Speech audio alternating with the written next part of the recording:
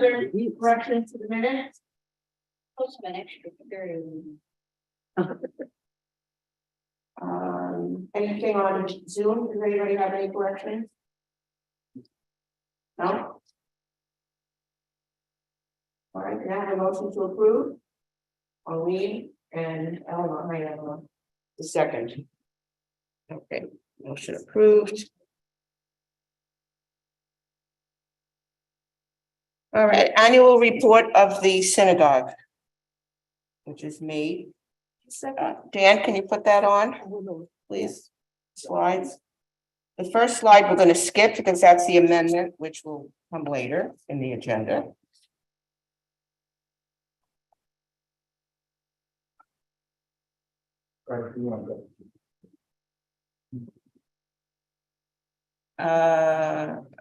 Rabbi Sam just said something about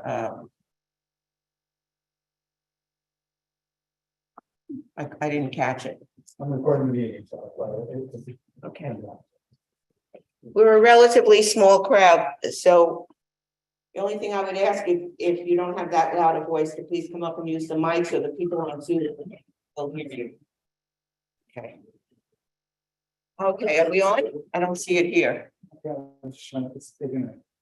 right, well, let me start until the slide comes on with my favorite topic, Chabad. The stipulation, that's not for the minutes. It's a stipulation agreement to lease the property ends this June 30th, 2023. It's been a long haul. The jury's still out as to whether or not that will actually happen or whether they'll have to be dragged out kicking or screaming. That's also not. All right. They have now defaulted on rent payments for 3 months, November, December, and January, to the tune of $11,922. The reason they're giving is problems with the heating, and they're expecting a smart thermostat in the Hebrew school building, which is impossible. So we actually serve them with what's called a notice to cure, which is that they have to correct it in 5 days.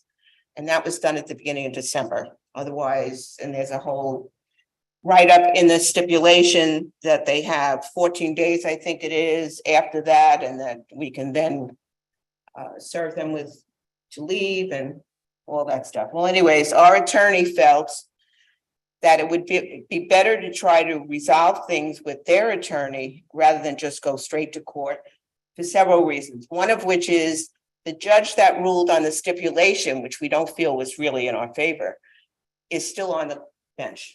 Although he wasn't voted in as a Supreme Court judge, he's now a civil court judge. So if we get him again, even though he's a pleasant fellow and all that, he thinks that it may not go well. And secondly, the expense. So we went back and forth.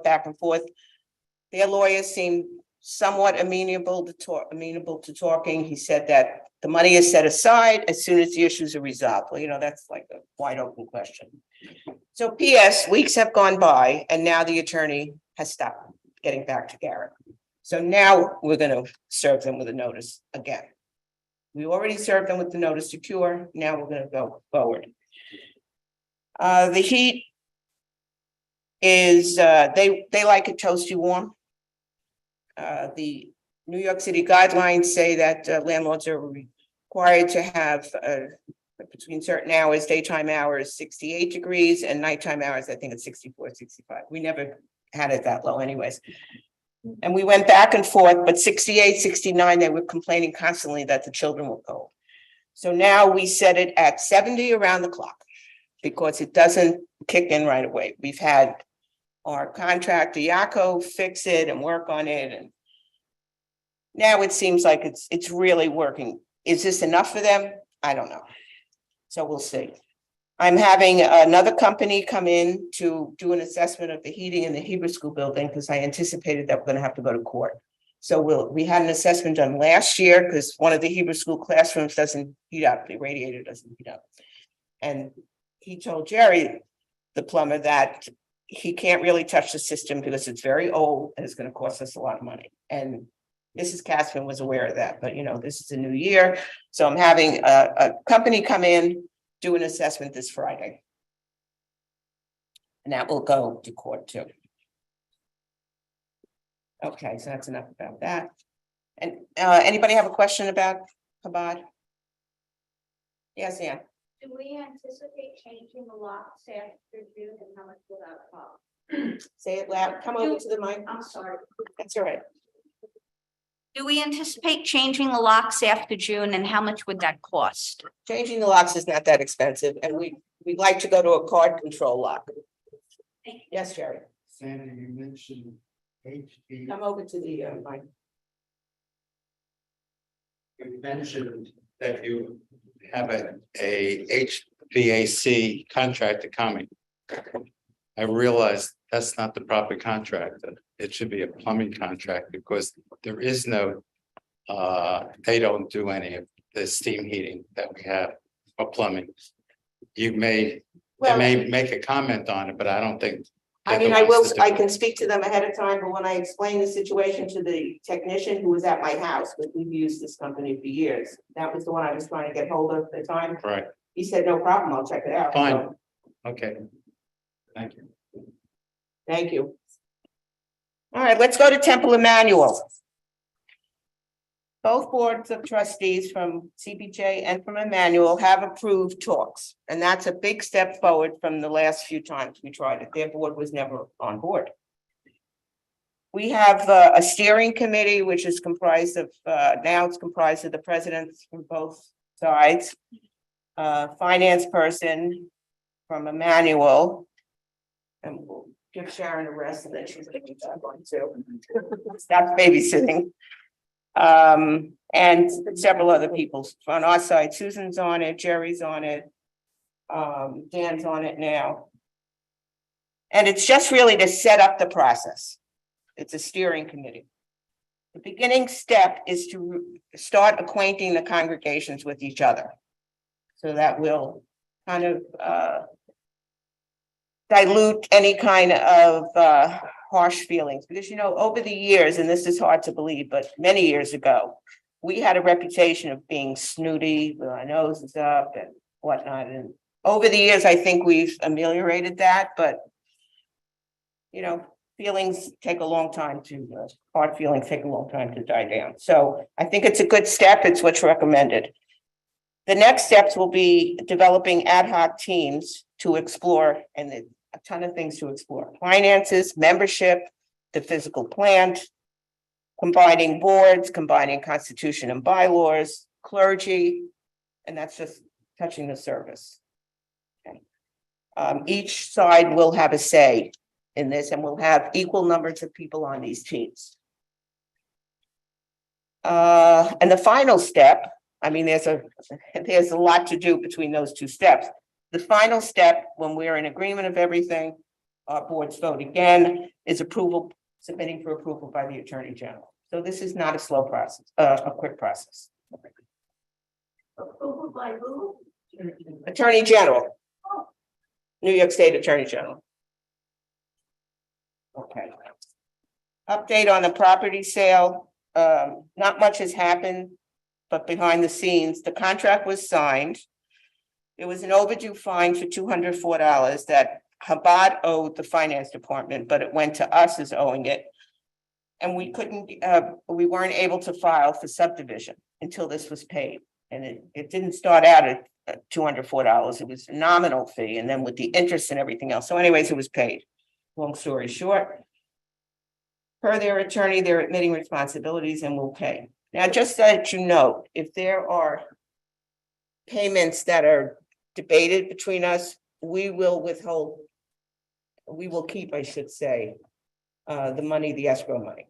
So we're keeping a list of all these things, like they broke, the tiles came off the wall, they didn't fix it, we had to fix it. So we're keeping a record, and that will come out of escrow. The escrow is not that much money though, so we'll probably still end up in the negative. The architect was able to file for subdivision with the Department of Buildings. And he's now retiring. We have a new architect. His name is Michael Santa. And Jerry, Bill Wisman, and myself met with him. Jerry knows him. I'm very impressed, very impressed. And the information for the Attorney General, we know what we need to submit, and we're getting that all together. Any comments, questions? Yes, Ollie. Sandy, I would like to just, as a point of information, this is such a thing of magnitude, selling our land. I mean, I know that, I don't think I have to. No, you really do. They can't hear you on Zoom. That's okay. What we heard. All right, sure. Okay, so being that this is such a thing of magnitude where we're selling our 3 lots. Right. So I know that we always had to have 3 bids or 3 appraisals of the land. And to my knowledge, I don't know where this developer came from and whether we really did get 3 assessments of our land. And so if you can just address that, I would appreciate that. All right, well, let me say this. We didn't get 3 offers. We got 1 offer, so that was the offer that was submitted to us. As far as the appraisals, they're very expensive, so we went with 1. But the appraisals really don't change. So it felt we didn't have to get one. I mean, it was, what, $10,000, I think, the appraisal. It's very expensive. And he gave us a break. So that was that. And like I said, unfortunately, we only got 1 bid, but it was market price for the product, and it's only the parking lot also. Because remember, the initial plan was more to the property. This is the parking lot, period. And this new architect thinks he has a way, he's working on it, of not having to have so many parking lot areas. Okay, as a follow-up, if someone would come along and give us a better price, would we entertain that? We can't, we signed a contract, so. I mean, that's the way it works. We got approval from the board, from the congregation, and we signed the contract, so now we can't renege on it. Otherwise, they'll take us to court. Now, if he reneges on it, then we can. And Jerry just contacted him to see if he's filed the plan. Did you hear from him yet? Yes. Come on. So Jerry, could you possibly tell us something about this land developer? Because I mean, I don't know. I know you know it, but I don't. Well, first of all, the bids, the estimated value of the property. Please speak into the mic. We only have a few The minutes. appraisal was legitimate. It was market value. And there were a lot of, if you read the appraisal, you see what I'm talking about. And we got, I think, slightly more than market value or equal to market value. So the builder was Randy Lee. He's been around for 40 years, 50 years. He's a well-known developer, but he's not really, he's a partner with another person, Puglisi, Pistilli brothers. Pistilli brothers are the people who built the synagogue. And one of the sons, I believe, is in control of building the property. And they have a good reputation also. And as far as the reneging, you can't renege. The contract is signed. We'll be sued. And we'll never get any, will cost us a fortune to if we got sued. Okay, Any other question?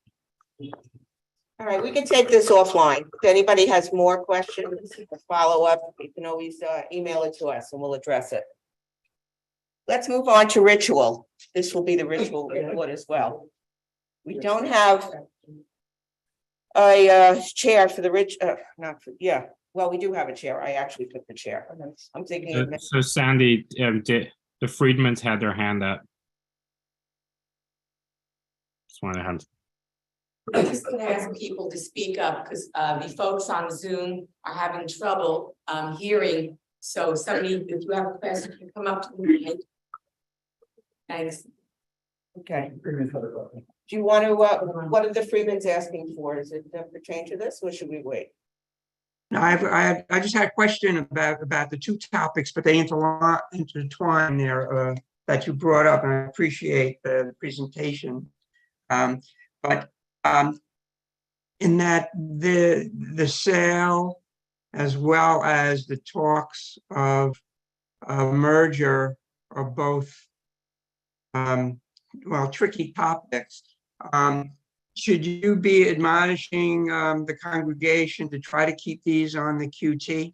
Or is that just impossible, regardless of what you say? You know, this is your opportunity with the whole congregation here tonight. Well, that's what the annual meeting is for, to address the whole congregation.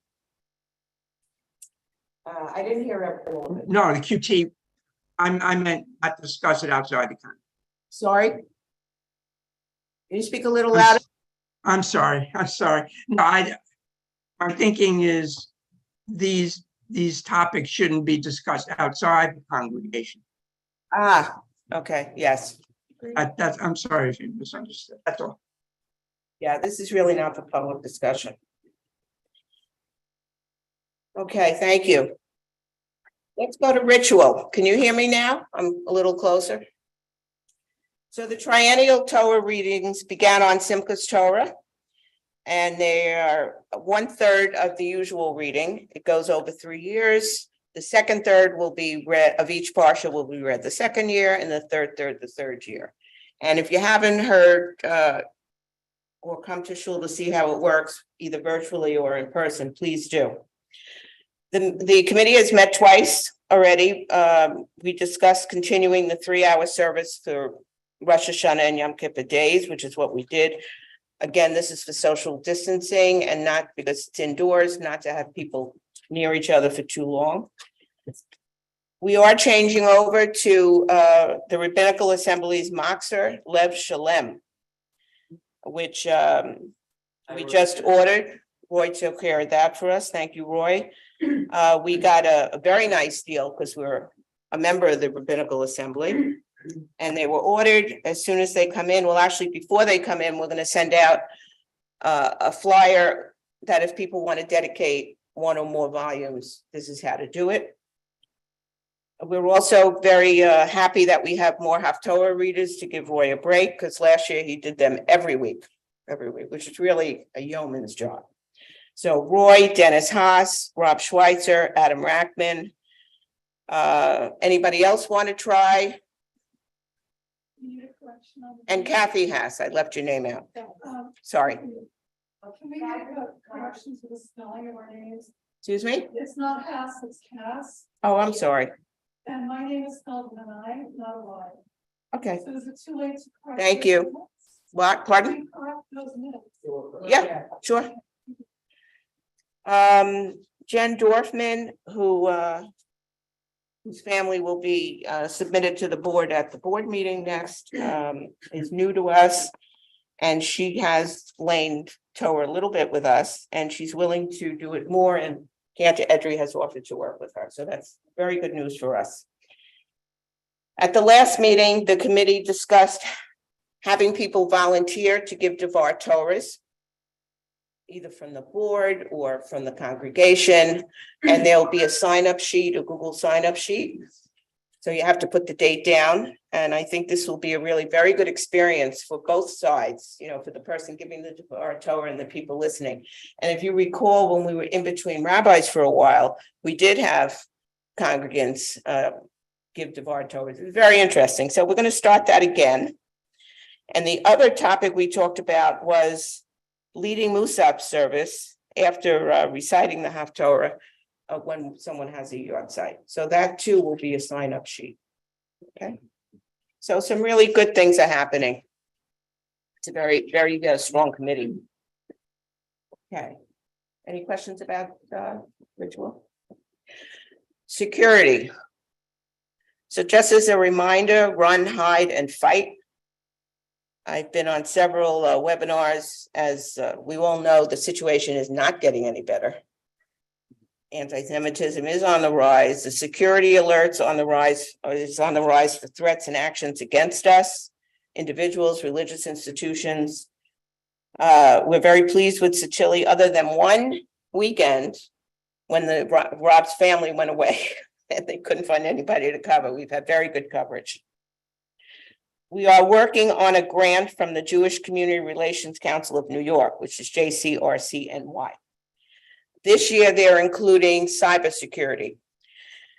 So I had put down for us to get security assessments, both cyber and physical assessments, recommendations and training, and this is all for free. So now we started hearing from them. Dan's been already working with the representative on cybersecurity. And as he told me that these should he's going to have an assessment for us of cybersecurity, and he's working with 700 other institutions, which I think is amazing. So there's a lot of resources out there, and we're trying to take advantage of everything that's out there. And it'll be great. Because there's a lot of things that we need to do to beef up our security on the facility itself. We will have training. Because you can't hear it enough times. You really can't. It should be automatic when something happens. And one webinar they were talking about was Congregation Holloway, or it was Rabbi Holloway out in California recently, where he almost took a hostage, and the rabbi himself picked up a chair and threw it at terrorists and stopped him. And that's only because the moderator was saying that they were so trained.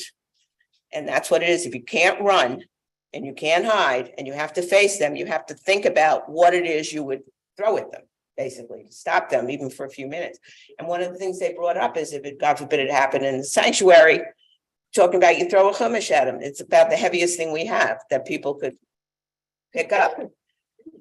So you'll hear a lot more about this with the training, and it can be virtual as well as in person. Anybody interested, I'm happy to send you these webinars, because I usually get a recording afterwards. I go to at least once a week virtually. They're great. Okay, membership. We don't have a membership chair, and that's our #1 priority.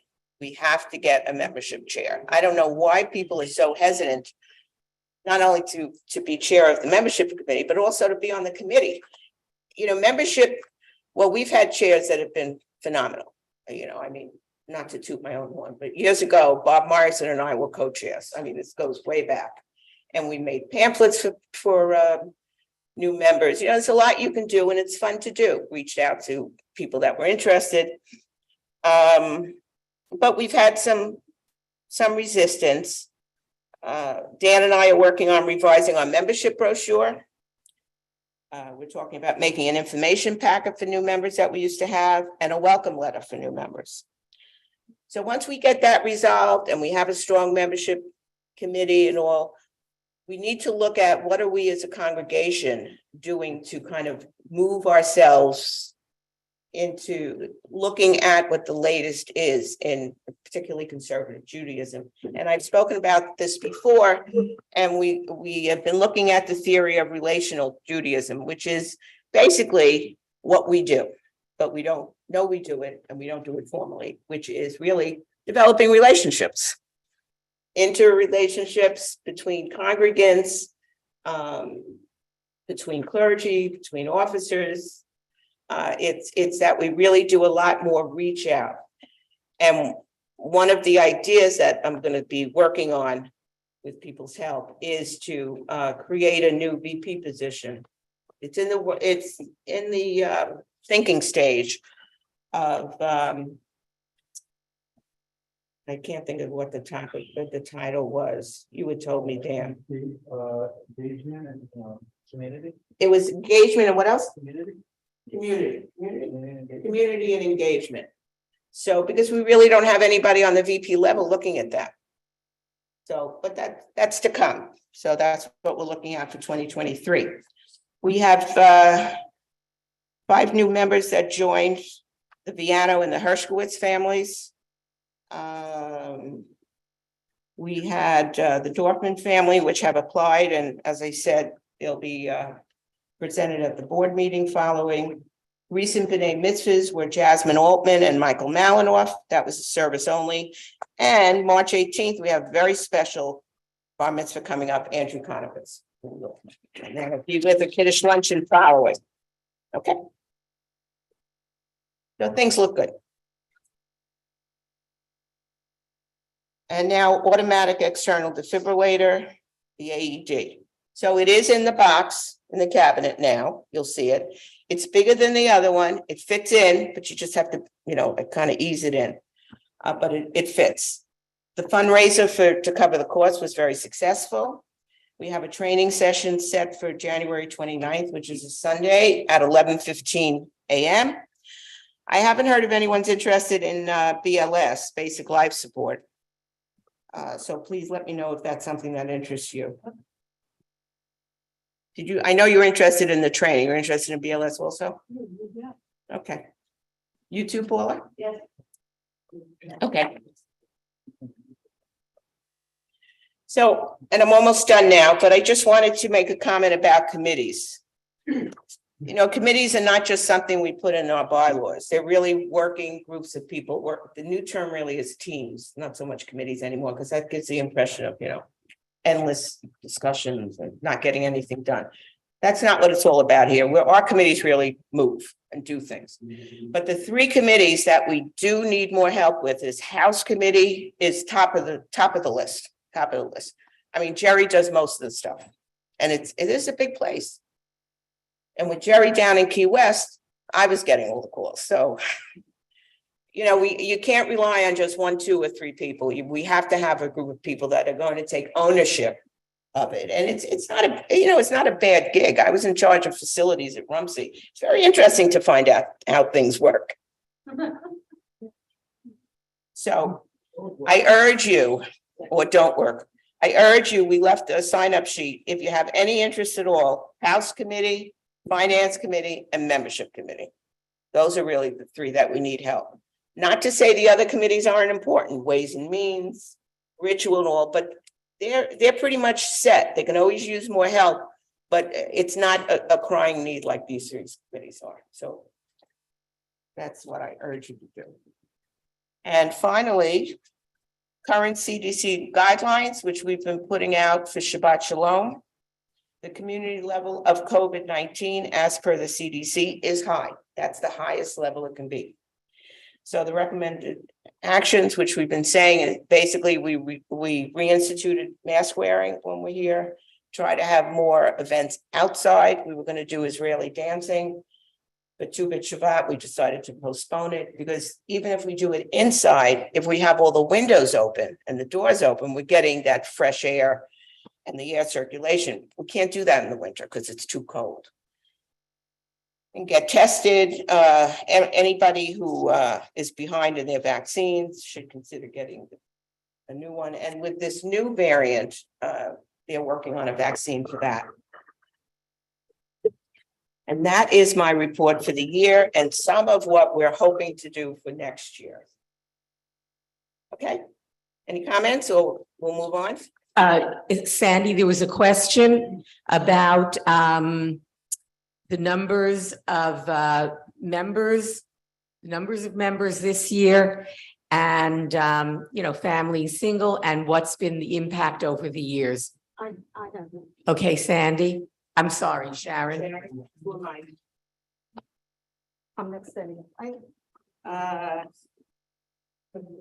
Actually, Sharon is the next speaker, so she will address that question and much. So just in the chat, Philip asked what's involved with membership chair, and he's willing to discuss it offline. He's driving. Yeah, I responded to Philip. Very good, thank you. Okay, so now Sharon Brenner You get the report. will give you a report. You have to speak up because the mic is. You want to stand on something? No. It reminds me of my kids and their bar mitzvahs, so. You want this one? Can you? I'll bring it up.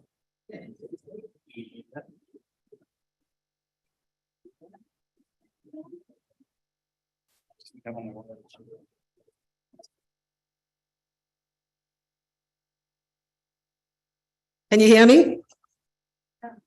Okay, first I'm going to review 2022. Sandy's already spoken about Chabad. Besides the 3 months they still owe, they were also late on a number of months, March, September, October, as well as July for the summer camp. On a positive note, we were able to apply for employee retention tax credit. You might hear the commercials on TV or on the radio talking about this. We submitted an application end of October. The credit is calculated from the employer's part of the Social Security tax and a percentage of the qualified wages of the people who work for us. It's based upon 3/4 of 2022, the last 3/4, and the first 3/4 of 2021. Okay, so between February and October of this year, we don't know when, this is the IRS, we will start receiving 1 check per quarter for 6 quarters. Our total refund for this will be $49,545, but because we have a company working with us on this, we'll receive approximately $45,000 from this. Again, in 6 separate checks. For membership purposes, we have 30 for the budget, we have 36 family units and 19 singles and 1 life member. So that should answer the question. We actually lost 9 families in 2022. Some to moves, mostly to New Jersey, and some they just dropped out, but a lot of it was moving. And as of 2023, we lost 2 more members, and a lot of these people were long-term members. We also have loans outstanding. We have this SBA loan that we applied for, I believe, 2 years. We had deferred payments because you were able to, due to the situation with COVID. And it starts again this January. So we start paying it again. We have a line of credit, and that amount is $71,500. The SBA loan is $150,000. And from years and years ago, we have owed the cancer money. It was as high as $50,000 at one point. As of the end of this year, it's $8,000. The cancer has been more than generous in the delay of us paying this back. And what we've been doing the last 4 years is we sent money to his joint retirement board as a way to pay this loan down. But due to the financial situation in the last 4 years, we've been sending $3,000 per year. But it is whittling down, and we should be finished with that soon. And that's the review for 2022. Dan, do you have the budget up there? Okay. But there's a budget in your packet for the people here, and Dan's putting the budget up there. I'd like to thank the committee.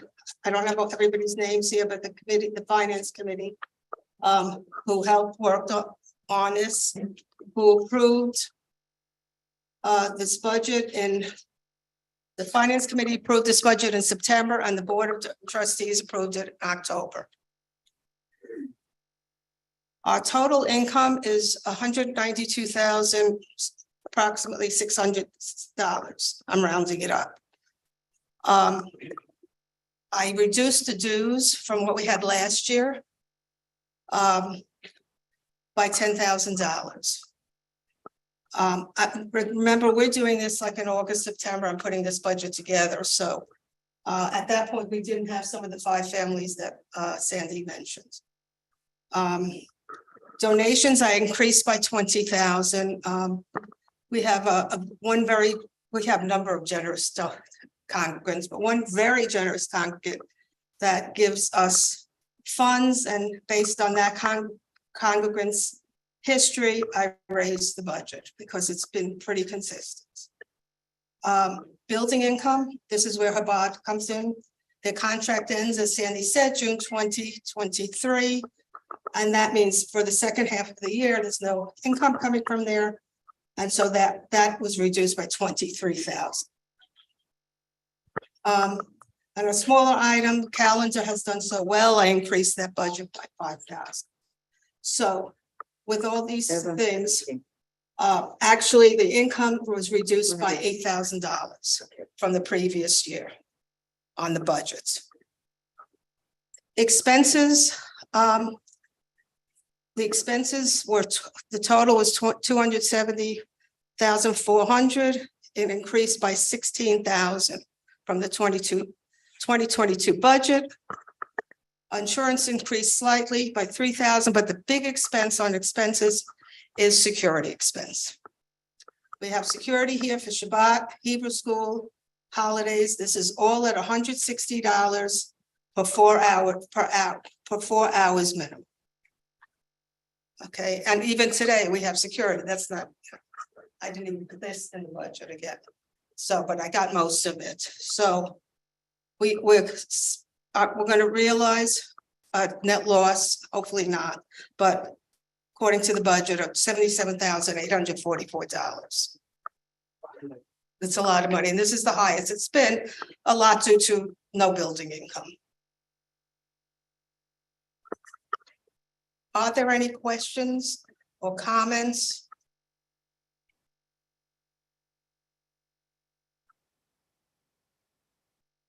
Back to one person for a minute.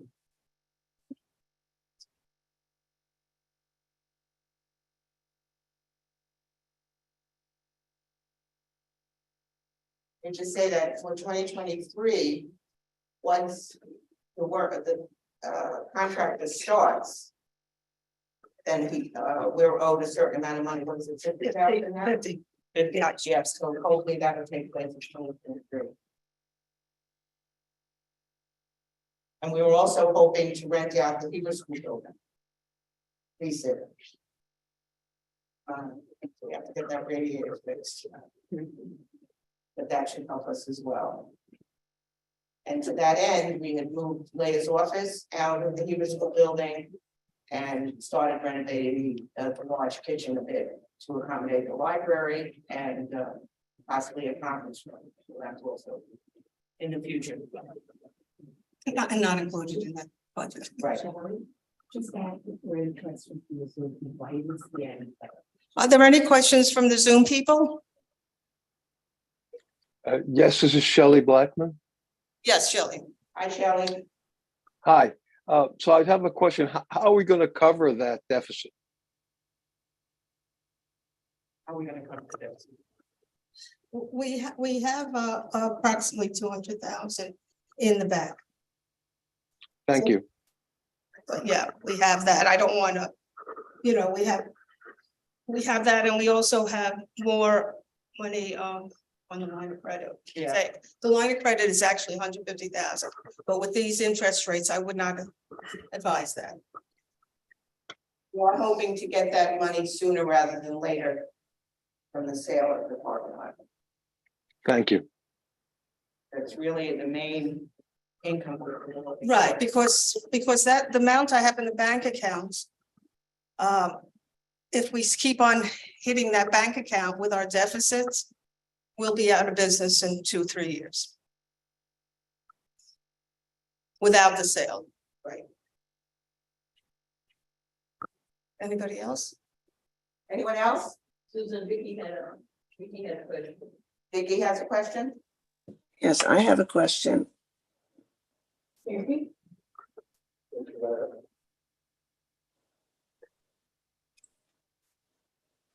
The threat from Vicky, the question was, do we have to sell the property because we're Emmanuel? My response to her was that the merger of Temple Emmanuel is in very early stage of discussion, and there really has not been a great amount of movement. No. And we can't rely on it. We just don't have the time to be able to wait until Temple Emmanuel decides whether or not they want the merger. Right, because history is not in favor of that, but hopefully, it will. I'd like to talk, please. Yes, so will I. Hi, it's Arlene Clapper. Could you please repeat whatever was just said? I couldn't hear anything. Who made the statement just now? Arlene Clapper, can you hear me? Yeah, hi, Arlene. It's Susan. I'm going to answer. I answered Vicky, but I don't know if she can look in her chat. so I'm gonna text her later. But basically, the discussion with Temple Emmanuel regarding merger has been slow and painful and hasn't gone anywhere as of this moment. And based on what Sharon just reported, we do not have time. We have to move forward. We don't know if that's ever going to be real. I know Temple Emmanuel has a fair amount of resistance to any kind of merger. They have people who've been there a long time who are not going to support a merger, and we just can't wait. There's no indication that Temple Emmanuel is ready to move. Okay, thank you. Okay, so I have a question. Who's that?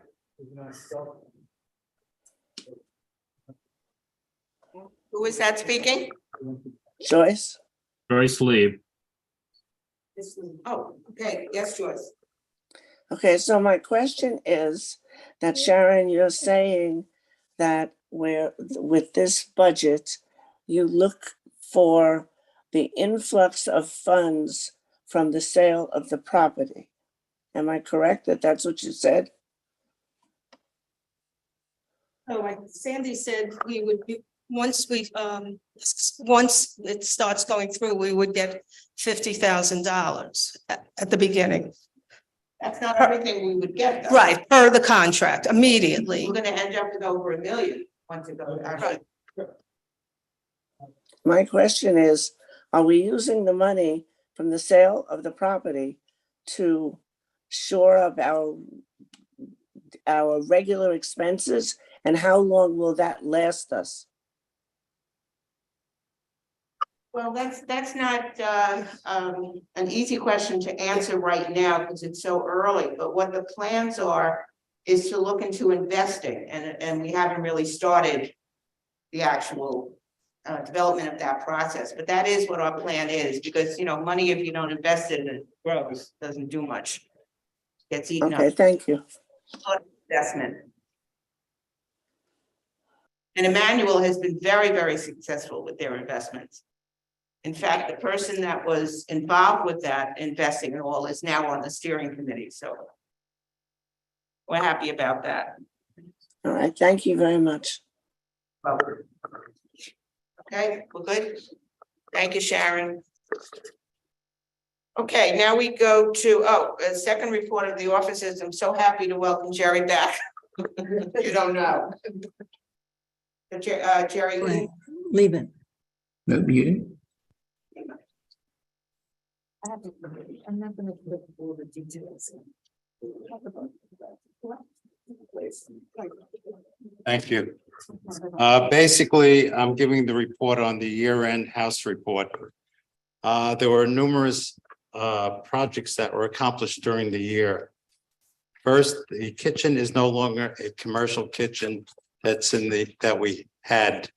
All the exhaust hoods and the equipment, dishwasher, apparatus, gas pipes, and other kitchen items have been removed by our contractor, Matt Ports.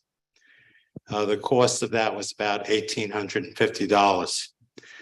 Also, shrubs along College Avenue and in the parking lot were pruned by Sandy and Mike Conrad, as well as mulched, placed in garden beds by Sandy and Mike and other members of the synagogue, Larry, Arlene, etc.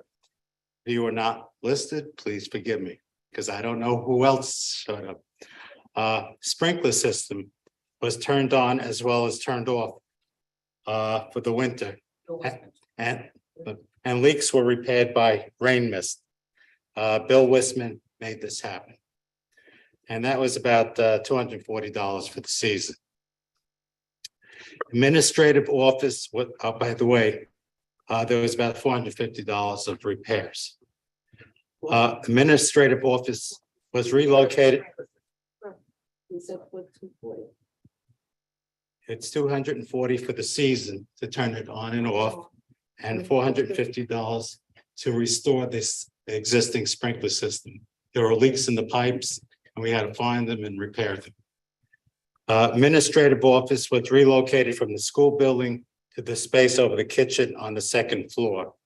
An adjacent closet was cleaned and is now being used for storage of old files and office supplies.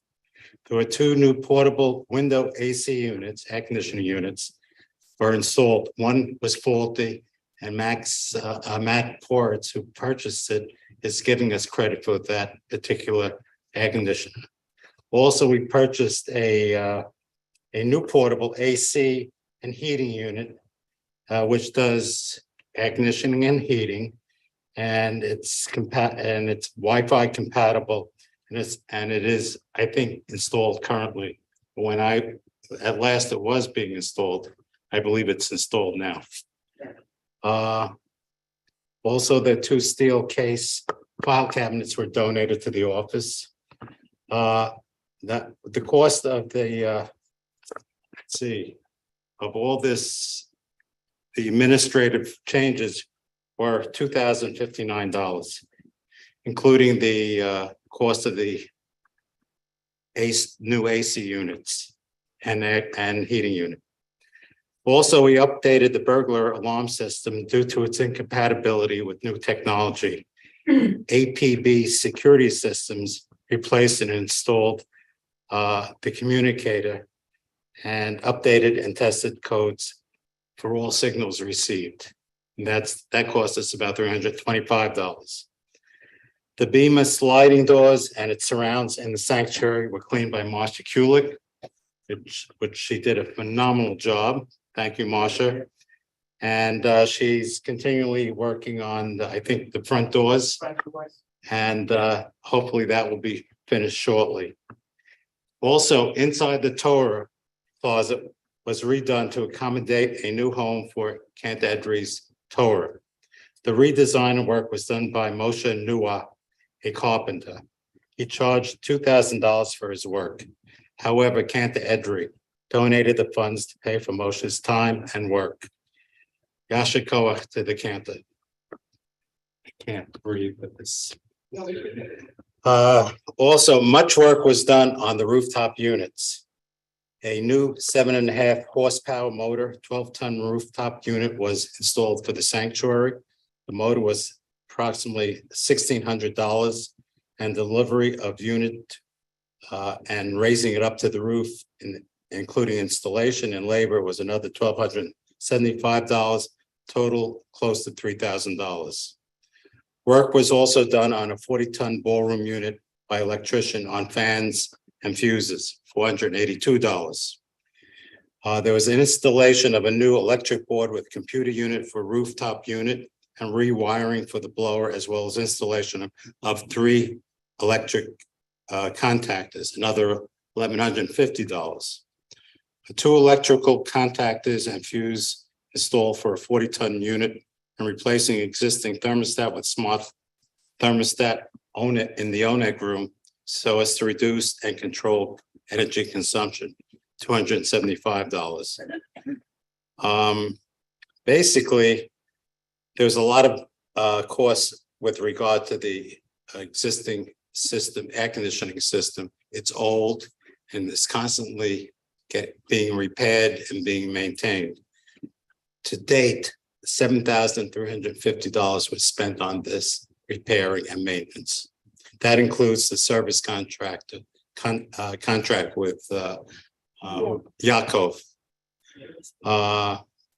There's also maintenance of the property and buildings, cleaning leaves and gutters, shoveling snow, replacing damaged wires, exposed live wires on the property, fixing and replacing light bulbs on property, cutting grass, removal of the gazebo, repair doors from ONEG room to catering hall and install bolts, tile repair in ONEG room, repair urinals, power wash kitchen tile floors, and more. That was a total of almost $16,500 to date. And obviously, there's going to be a lot more work. We have, in the future, we have to replace the windows in Layer's office. They're leaking like, it's unbelievable. They're very old windows, and they have to be replaced. Future, when we have the money available, we hope to take the catering, where we have the catering kitchen, and make that into a conference room with bookshelves. Also, we'll add unisex bathrooms, handicap, so we could take care of that. And we'll see what happens. We still have to build new parking lots when the property is sold. And got a lot of expenses, but still we'll have plenty of money left over to invest. I would add that I'm very interested in having solar energy up here, because I think we need to have less of a carbon footprint as they say. And I listened to a webinar which talked exactly about that, so I'm gonna follow through with the company, because that should help us with our enormous utility cost, yes. Another alternative energy thing that we might be able to make some money, Please speak into the mic. and another. Yes. Another alternative energy option for us that we can actually make some money on the same way with the phone towers. There's some controversy now actually over in Bull's Head about battery storage units. Where Actually, they stopped that. They did stop. Yeah, it was in the paper, yeah. They're not making it. That's out. that could be, we could actually potentially be a site for that. They stopped it. So, yeah, we can't do anything that controversial, you know, if they feel it's dangerous for the neighborhood, you know, it's not gonna do. Regarding the solar panels, we will be, if we can get this to be done, we will be getting not kickbacks. Actually, the state will credit us, the federal government will credit us, and the city. So there's a savings there. And it's the right thing to do. The only thing I'm worried about is penetration of the roof with leaks. Thank you. Thank you, Jerry. Anybody from Zoom have any questions? Your two staff. Oh, I need the next.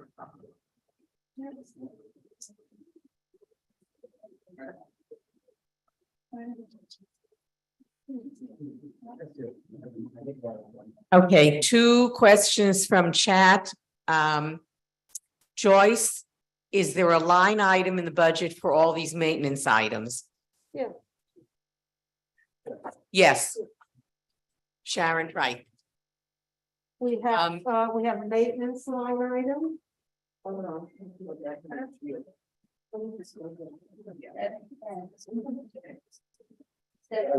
Okay, we have capital improvement line item.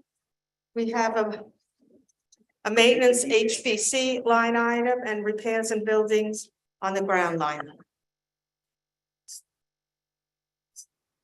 Thanks. Another dual question from Philip Michaels. Is there any money in operating an electric car charging kiosk? That's something, as a matter of fact, the JCC is starting to look at that. And we don't have that information now, but we certainly can get it from the JCC. They're still in the development phase, so there's nothing concrete. Yeah, it's good to know, right? Exactly. And the next question is the plan to remove the kitchen entirely and make a conference room? Oh, yeah, the plan is to keep.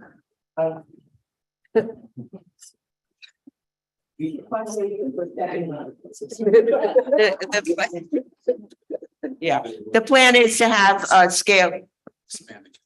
Yeah, it will be a scaled down kitchen because the sisterhood kitchen is good for Shabbat Kiddush, but we need a larger kitchen when we have more people, and hopefully we will have more people. And the amount of space back there is enormous. So we could easily put 2 large rooms behind a scaled down kitchen. Anything else? Okay.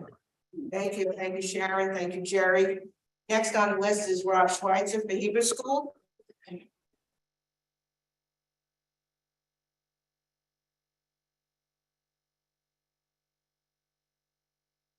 you.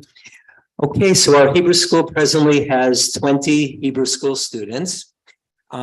Ages 5 to 7 in our pre-Aleph and 8 to 14 in our Aleph to Hey class. 8 of our students have a variety of special needs. We have reached out to the community, special needs community, And so we're proud to say that we have 8 students with special needs, 4 new Hebrew school families, 2 of which have joined the synagogue this year. So we welcome them. Our curriculum, as you know, includes Hebrew reading, writing, and speaking, weekly parsha, holidays, prayers, customs, traditions, arts and crafts, drama, and music. We meet Sundays from 9 till 12. We offer tutoring individually and in small groups on Thursday afternoon. Also, our synagogue, as many of you know, offers all of our Hebrew school events and programs to all of our congregants to join us. So that would be for holidays and special events, Model Seder, Hanukkah party, Purim party, Tu B'Shvat Seder, etc. Also, we would like to begin a program of inviting our bar and bat mitzvah students back from year to year directly. Send them an invitation, give them a call to come back to celebrate their bar bat mitzvah anniversary by doing the Haftarah. So we'd like to institute that this upcoming year.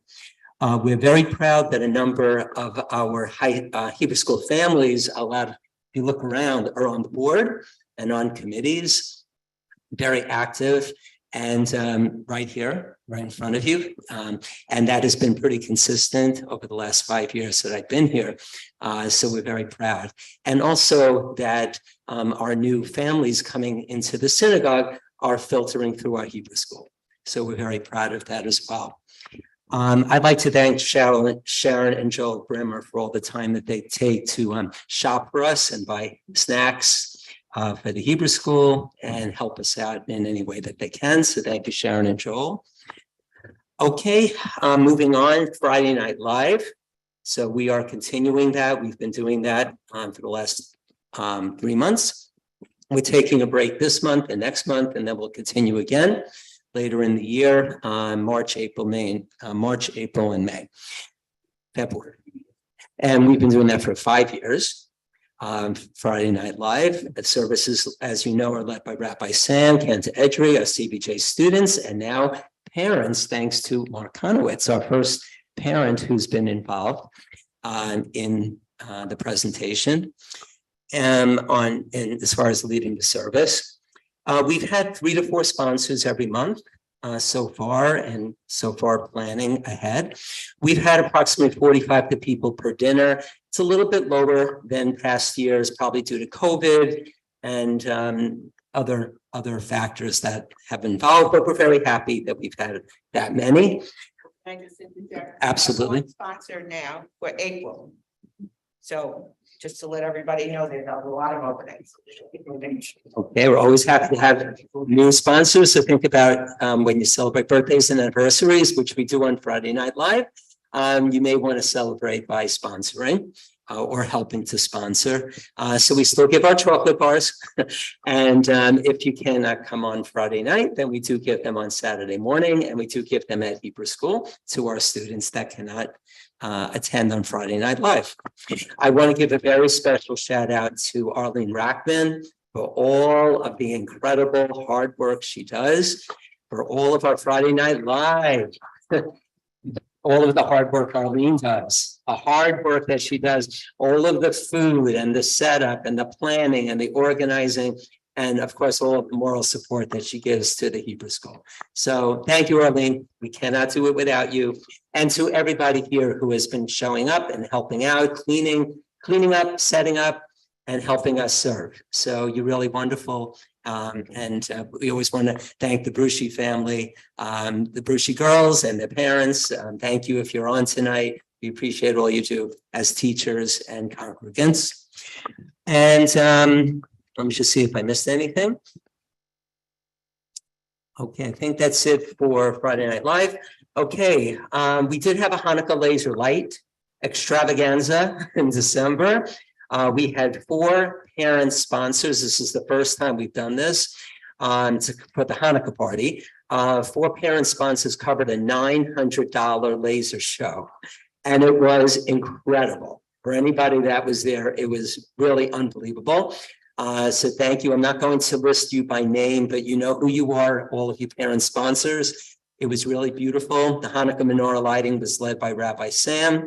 We had the laser lights, music, latkes, jelly donuts, scallops, dreidels, basket raffle. Thank you for everybody who donated baskets. Many of you are here. We had approximately 45 people that attended the Hanukkah party. That was congregants that joined us, parents and students. So we were very happy. And again, we encourage all of our congregants to join us for all of our Hebrew school events. Just want to make sure I don't forget anything in that group. And I think I've covered it.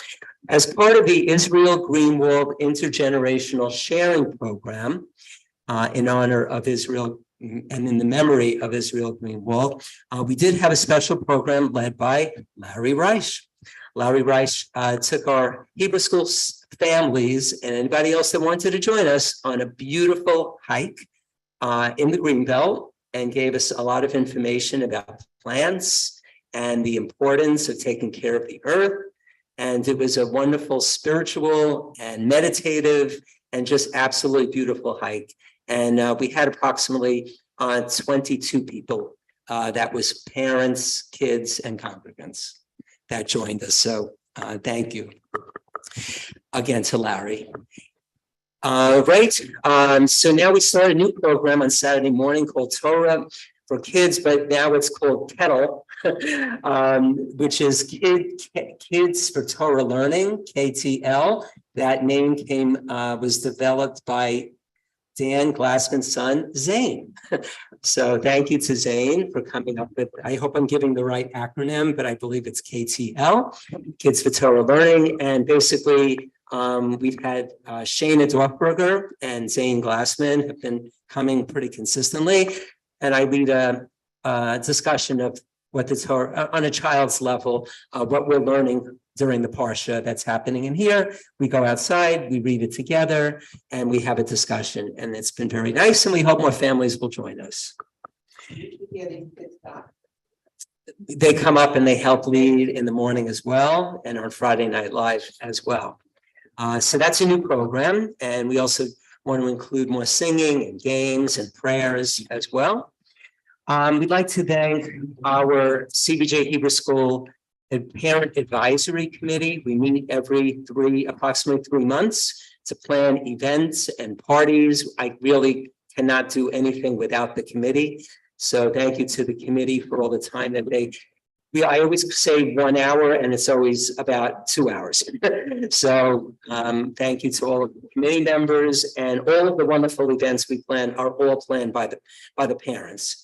And so I want to thank them. And Ruth Greenwald, as our VP of Education and Youth, always attends all of our meetings and helps us to run all of our programs. So thank you to you, Ruth, as well, and all of our parents. I want to thank Siva Konowitz for all of the work she does, even though it's not directly Hebrew school, Kadima USY.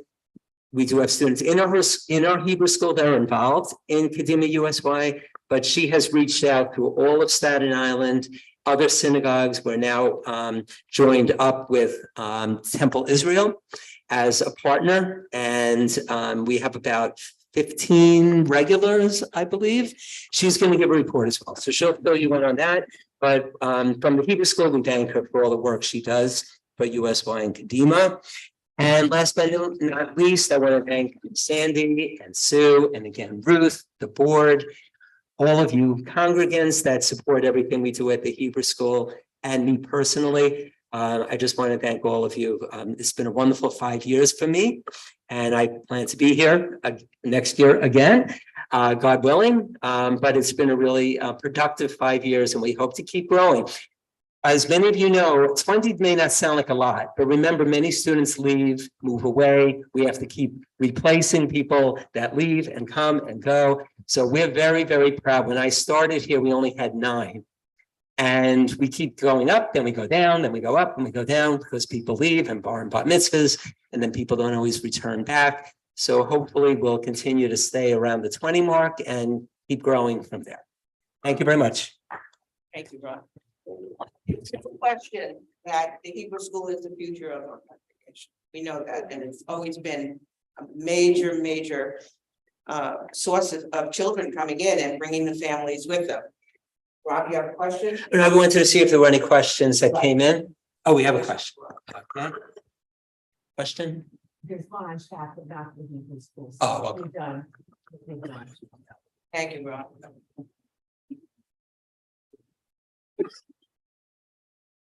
Yeah. Sandy, you have to get around 12.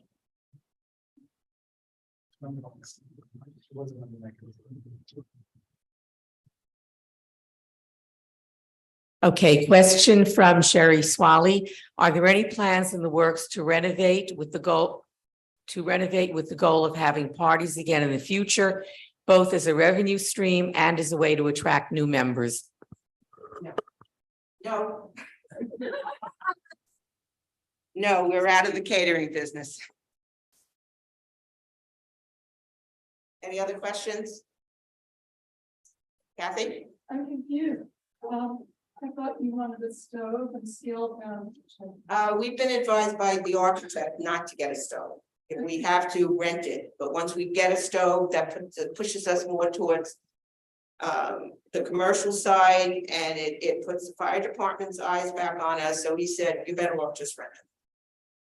Yes. So can you explain then the purpose of the scaled down kitchen? Sorry? You mentioned earlier scaled down. Right. kitchen. What would be the purpose of that kitchen? Well, there's other things we need to do Okay. that we need room for. What would that be? Well, dairy things, for example, usually don't have hot food on Shabbat. Or we have sterner food. And the caterer does come in and it's. Right. And when the caterers come in, they bring in their own ovens. Oh, I would like to know what a scaled down kitchen looks like. It's just counter. We can show you. I mean, what's included in a scaled down kitchen? Well, the sink, a refrigerator. Cabinetry. Okay. Is there another question? Okay. So let me apologize for omitting a few things. One of which is when I was speaking about membership chairs. I don't know how I love that Esther Grushkin, because after Bob and I, she took over and did it for years. I don't remember how many years she did it by herself. Esther Grushkin. May memory be a blessing. She was really an inspiration in what she tried to do with membership. She was on top of it. She had brunches for them. I mean, she was incredible. That's one thing. Secondly, I left the order for some reason of the agenda. I've been working really late on these things, so I do apologize. So I left out adult education and cemetery and just skipped to Rob. No offense, please. So Rabbi, if you'd put me back on the right track with adult education. Sure, you're also off camera for some reason. I don't know if you meant to, you're off to the side there. Here you, closer. All right, so adult education has been a little bit schwach this year. For anybody that doesn't know what schwach means. It was weak. We really ramped it up during the pandemic, where I was giving a class nearly every week. My contract, which is in the archives, which is another story. But originally I'd agreed to giving a class once a month. So I'm going to try to go back to that now. And we'll find a time as well, as I'm open to suggestions for topics, to what people want to learn. I was giving a class on the Parshat Shavua, the weekly Torah portion, but I think I would like to do something different. I do have a list of that at different points, things that people have expressed interest in, and if I don't hear from anybody with a particular interest, then I'll go to that list. So that pretty much sums that up. Thanks, Rabbi. Anybody have any questions for Rabbi Sam?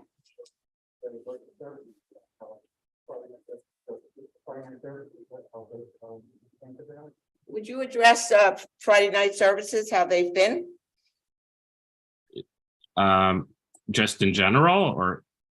Well, the people that attend, the numbers that attend. Sure. So we've been exclusively online. I would say we're averaging around 15 to 20 right now. Is my guess. And it really has a nice Hamish feel. It's sort of evolved. We've adopted some of the music that some Karlbach tunes to make it a little bit more lively. So there's a little bit more singing, especially when the cantor and I are both on and we can kind of bounce off of each other. And we generally, everybody who wants to gets an opportunity to either read or sing something. There's enough parts in the service to do that. And people have slowly been stepping up, learning new parts. So for example, Larry Reich has recently been singing part of the Lechadodi. Sandy has been doing the Avat Olam. Harvey's been doing the Hashkivenu. And the sort of different people have sort of taken a particular part of the service and made it their own, if you will. The Friedmans are doing, have a particular reading. And so I think that in itself, there's learning and growth happening there, but it's really a Hamish service. And I encourage you, if you haven't participated yet, to consider doing it. So yeah, I don't know if that answers the question. Okay, and Danny asked me to point out that the 15 to 20 people are the signups. There's actually more because there's more than one person on something. Yeah, and one of the nice things has also been sometimes when I'm doing my hospice work and I encounter somebody who has a desire either to say Kaddish or who just doesn't have a synagogue, or they can't go out to synagogue because they're a caregiver for a loved one. I say, well, you know, we have a nice shul in Staten Island. You're always welcome to come on. And some people have, and they've benefited, and they've also contributed to the service as well as contributed financially. So that's been a nice little add-on. I think it's going to be hard to go back to in person because we're really enjoying the virtual so much. In the comments, Philip sends you Yasher Koach, Rabbi. Thank you, Philip. Okay, thank you, Rabbi. Arlene, the cemetery, which has been really a wonderful service we provide for the community and a nice source of income.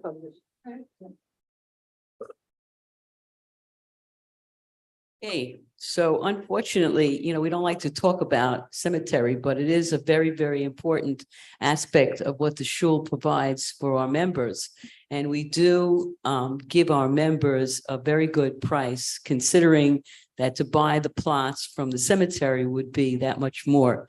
So CBJ maintains blocks of property in Baron Hirsch Cemetery and United Hebrew Cemeteries on Staten Island in 2022.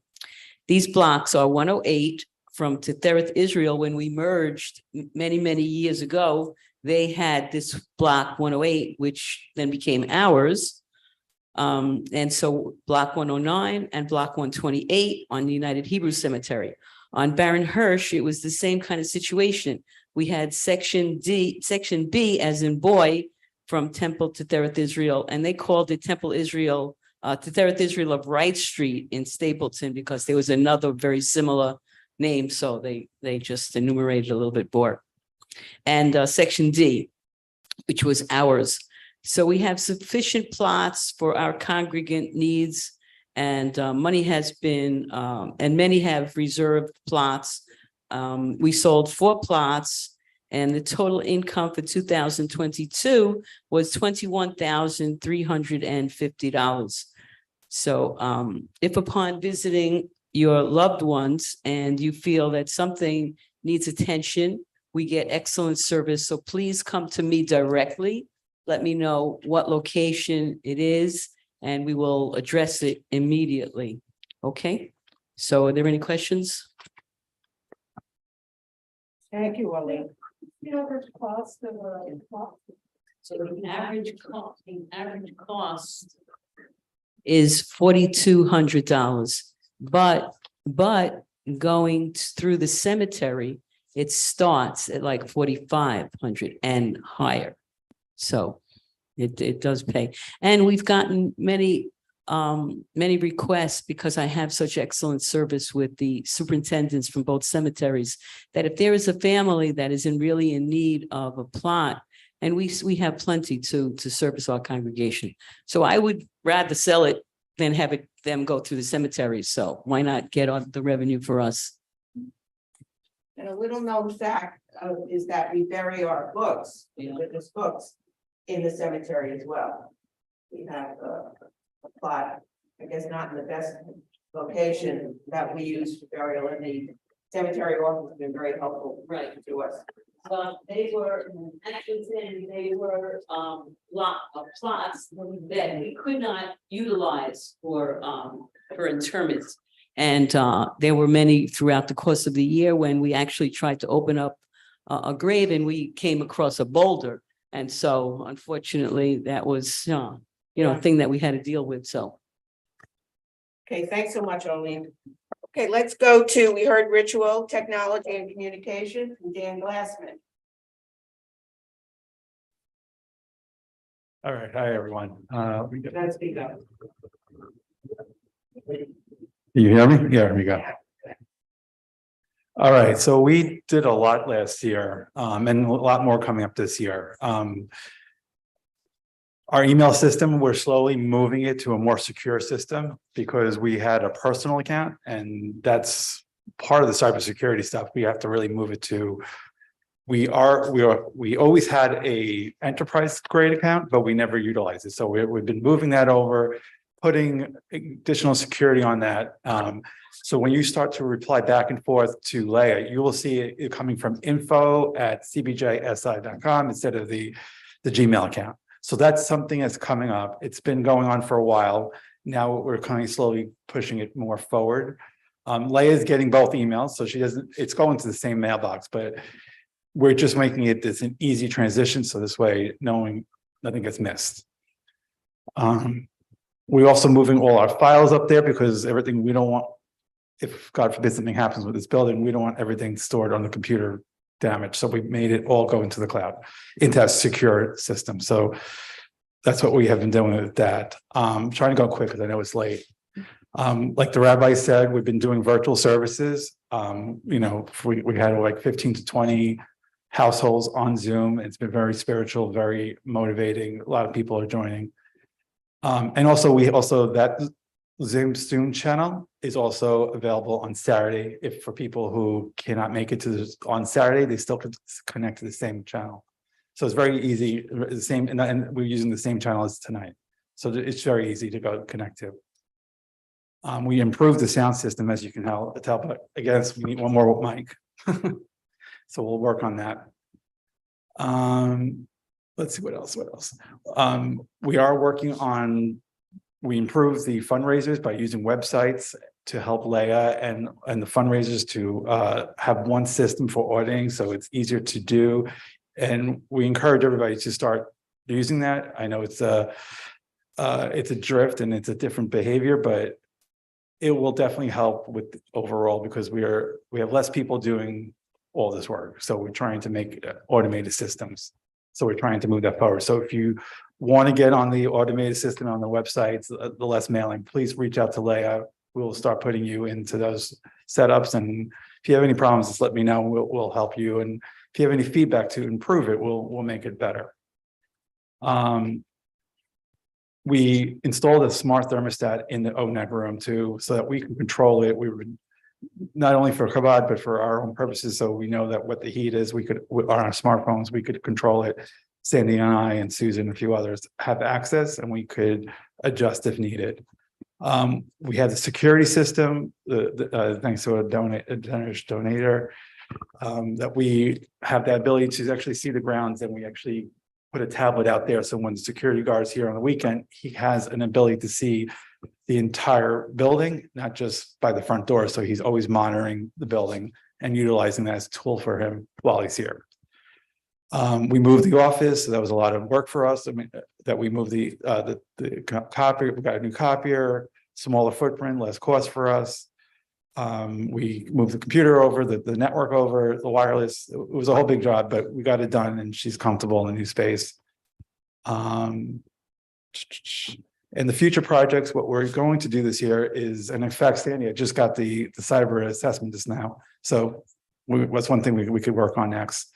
We're getting the cybersecurity grant. So we got the assessment that came in, so we have to review that.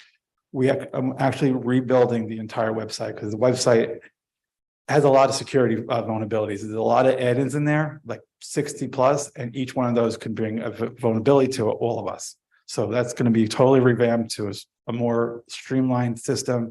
If anybody wants to be part of that, just reach out to me. We definitely need all the help to maintain that and rebuild that. We're also working with Rakefit as our shul system, and with some testing that we're going to do, you might have the ability to log into a portal to actually see your account. So a secure portal, so you can see your donations, what you're paying, what your balance is. So you don't always have to rely on Leah to be in the office. You could have that access directly. We always had this as part of our plan, but we never instituted. So we're trying to revive that. Also has an admin sign, so us officers and trustees who need it we can get a more administrative view of the system. So we could have more, again, visibility to what's going on day to day without weighing on one person. And this will also give us the ability to get phone numbers if we need to, or reach out to somebody, so we're not waiting for somebody to generate a list for us. So I did it quickly, but please let me know if there's any questions, and if you want to help with this technology stuff. There's a lot going on, and we keep winning the feedback and improvements. I also suggest that you go on to Facebook and join the Facebook link and go to our websites and find methods or get back to us. One of the things that we will need from the website is a testimony of a review of CBJ, why it feels homely for you, why you want to be part of a member, because we're creating a new member website. It's also going to be used for the brochures and everything. So we definitely want some testimonies from you and also from the Hebrew School. So this way we could add those to the pages. Any questions? Any questions? Okay, I know the meeting is going on. We have a lot to cover, so we're trying to do it as quickly as we can. Ways and means. Ruth? That's me. If I can get up, that is. There. You want to go there or here? Mike up there. I got to stay here. Is that Mike? Yeah. You got to talk into the. Hi, everyone. Make this really quick. The Ways and Means Committee report for this past year. I don't have to go over all the details. Profit from the sponsored community dinners was $780, and thank you to all those who sponsor. And as Sandy said, we need more for this year. Shalach Manot realized a profit of $5,821.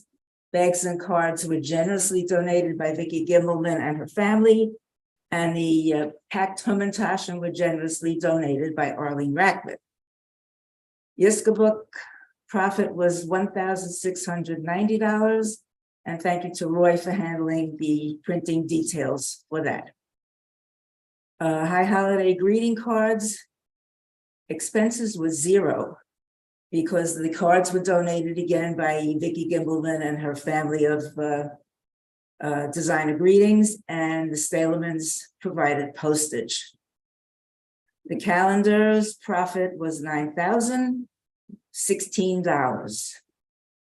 Total profits realized was $19,624 And I would like to thank all our sponsors, participants, supporters, and hard workers, without whose help we never would have realized this success in the face of COVID. A lot of money. And a special thank you to Jen Dorfberger, who donated some of her, a percentage of her sales. She had a little morning about, she sells the Color Street nail polish and hand other, You have to see it. you have to see it. And it turns out my daughter-in-law knows very well about them, and I had bought them and sent them out to her, and she said, oh, I know this. And I picked the exact color she always wears. So thank you to Jen, who made a small donation, but nevertheless had us in mind. Thank you all. Very nice, thank you, Ruth. Any questions from Zoom or from here? No. Okay, Siva is in charge of youth and youth groups, USY and Kadima, and she has a report virtually. Is she gonna speak or you gonna speak? Okay. Siva? Okay, can you hear me? Sorry, I didn't know if I was unmuted or not. Hi, everyone. If you don't know me, my name is Siva Bear-Conowitz. I'm a CBJ member and a volunteer advisor for our Kadima and USY chapter. We started the chapter of United Synagogue Youth, also known as USY, and Kadima on Staten Island about 1.5 years ago. Several years after our previous chapter disbanded. We're part of USY's New Jersey region of Hagalio.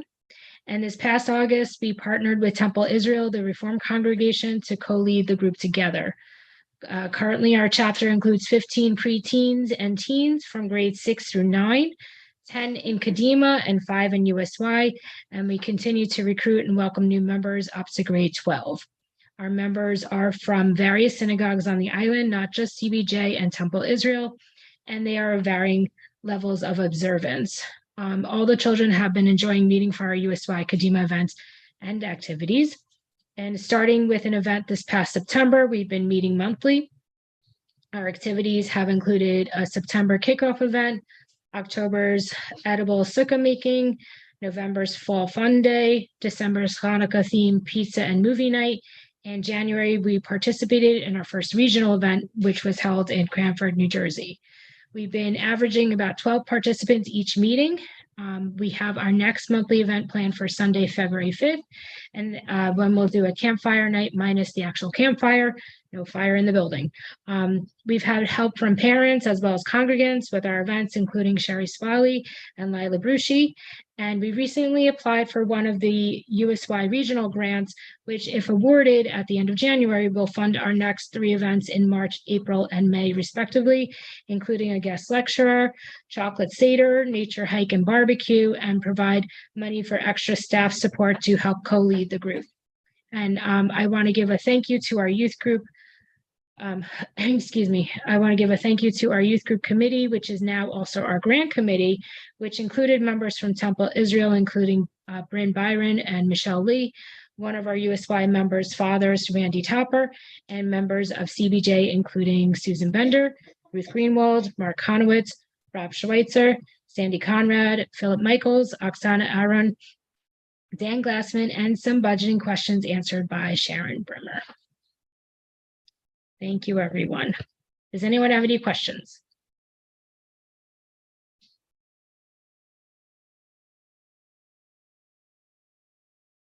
No? No? Okay, great. Thank you, everyone. I gave her 3 days notice, so I'm sorry about that. Okay, that concludes the report of the standing and special committees. We have a men's club report, then we go, just to give you an outline, because I know the hour is really getting late. Joe will give a men's club report, election of trustees, and then the amendment, and we wanted to spend a little time on the amendment. Okay, Joe. In 2022, we were able to distribute no candles. In 2022, we were able to distribute yellow candles after 2 previous years of no activity due to COVID. Also, the regional men's club raffle was reinstated this year. A profit of approximately $350 for each of these events was realized. In the middle of September, 20 people attended a Staten Island Ferry Horse game. The Man of the Year dinner was held in person on December 4th. Jerry Grushkin was CBJ's Man of the Year for all the work he does on behalf of CBJ as well as the Jewish community of Staten Island. 28 people attended the ceremony and dinner, and 12 ads for the Jerry were in the Man of the Year journal. Sometime in the next month or two, we should receive a check for approximately $400, which is 25% of the ads purchase. Men's Club provides a kiddish every Saturday morning. And I would like to thank everybody who brought in extra treats because the birthdays and anniversaries are your size. Thank you. Thank you. Thank you, Joe. Okay, so now we have some action. Before we do election of trustees, but Jack, come up. Sharon gave her thorough report, but we have to vote on the budget. 2023. We're not using the ballots that we have, that's for the amendment. So does anybody have any questions for Sharon? Well, we need a motion to approve the budget. Sharon? I'm so. A second? Susan? Okay, any questions? Any questions on Zoom? Yes, no? No, not yet. Sharon, Susan, okay. So by a show of hands, there are 3 ways we could vote. I've been memorizing Robert's rules. One of which is standing, the ayes stand, another is raising the hand. So let's do raising the hand. Let one stretch. All right, raise your hand if you vote in favor of the budget. Okay, the ayes have it. Thank you. So that's one. Right. Yeah. Now we can spend a little bit of our money. So Jack is gonna do the present the slate of trustees, which actually started at the end of December, because it's December of 2022. It's a 3-year term, so it goes to 22, 23, 24. Okay. Okay, I'd like to start by thanking the members on the nominating committee. Number 1, Paula Goldberg, Ruth Greenwald, Rochelle Schwartz, and Rob Schweitzer. Alphabetical order. I was first, but that's okay. And we have this slate of the nominees. We'll start. First is Bill Wisman, Philip Michaels, Sandy Estreicher, Roy Moskowitz. These are all for their first terms. And then Arlene Rackman and Paula Goldberg on their second terms. Remember, you can have 2 terms concurrently, for a total of 6 years. I'd like to make a motion to approve the slate of nominees. Be it a second. Okay, and a vote. Who seconded? Secretary. Who seconded? I. Okay. Sorry. Okay, so welcome to the new trustees. We'll have a very short trustee meeting after this meeting. I know it's long. It's only once a year. Thank you, Jeff.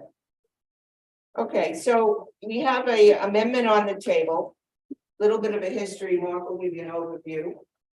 Conowitz, who he and Mark work very closely with us. We're trying to get this done. You want the mic or you want to go? You're gonna go up there, right? Yeah. You gotta go put your little mic on the table. Right, right. Okay, thanks.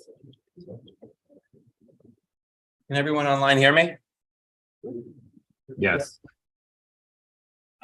So this is a proposed amendment to the synagogue's constitution and bylaws that was discussed and voted on among the board.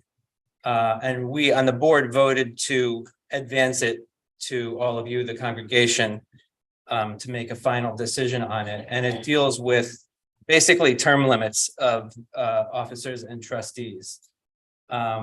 Just a short background, the reason or the idea for this amendment came about because of the current circumstances that we find ourselves in, where we've got a few officers who are deeply involved in some of the issues that we've been talking about tonight. Just for example, like the Chabad lawsuit, the property sale, the talks on possibly merging with Temple Emmanuel. There's nobody right now who could really just easily step in and fill those positions and maintain any kind of meaningful continuity with how we've been proceeding with these matters and the issues. So some of the officers' terms are coming up to the end of their terms under the Constitution. I included on the ballot page, but above the ballot, just for everybody's information, some of the other surrounding sections of the Constitution and bylaws that the amendment will add to, just so everybody has some context and knows what we're talking about. And just to very briefly summarize, the way the Constitution and the bylaws are written is that officers have a 1-year term. So they're elected annually. No officer who has served 3 full consecutive terms in one single position as an officer, in other words, 3 consecutive years, is eligible to be reelected to that position until they take 1 gap year, basically. They have to be out of the position for a year before they can run again for that particular position as an officer. Similarly, with trustees, trustees don't have 1-year terms, they have 3-year terms, but they are term limited to 2 full successive terms as a trustee before they have to take another gap year. In other words, they would be ineligible for re-election until they were off the board for 1 year. So a trustee can serve 2 full successive 3-year terms or 6 years. So what this amendment would do is allow the board, basically give the board some leeway if there are extenuating circumstances to extend an officer or a trustee's term for an additional year. And on the board, we think that because of the issues that I just mentioned that we've been talking about all evening, the lawsuit, the sale, the merger, the intricacies of all of the finances, that we currently find ourselves in extenuating circumstances. And that's why we decided as a board to advance this amendment to all of you to make a final decision and allow all of you to make the final decision. So with that said, I'm just going to read verbatim what the proposed amendment is, that's required by the Constitution that I read it out loud, and then we can take a vote. So the proposed amendment says the following: notwithstanding sections 15 and 16 of this Article 5, a quorum of the Board of Trustees may, by a 2/3 vote of those trustees present, waive the 1-year period during which a particular officer or trustee would otherwise be disqualified from continuing in their current capacity. Provided, however, that such a vote may be taken only in extenuating circumstances as determined by the Board of Trustees. Any waiver authorized pursuant to this section is only effective for 1 year, but may be reauthorized thereafter consistent with the terms of this section. And so that's the text of the proposed amendment. The sections 15 and 16 that it refers to are the sections that I just explained about the 3 full consecutive terms for officers and the 2 full successive terms for trustees. So I guess at this point, we take a vote. Oh, I'm sorry. If anybody either present here physically or online wants to comment, ask a question, Now is the time. We have an online question from Joyce Lee. She wants to know how many people present and online versus total membership, meaning she's looking for a number for a quorum. So Dan and I are answering that now. We're tallying it. So give me a minute if there are any other questions. 3 minutes.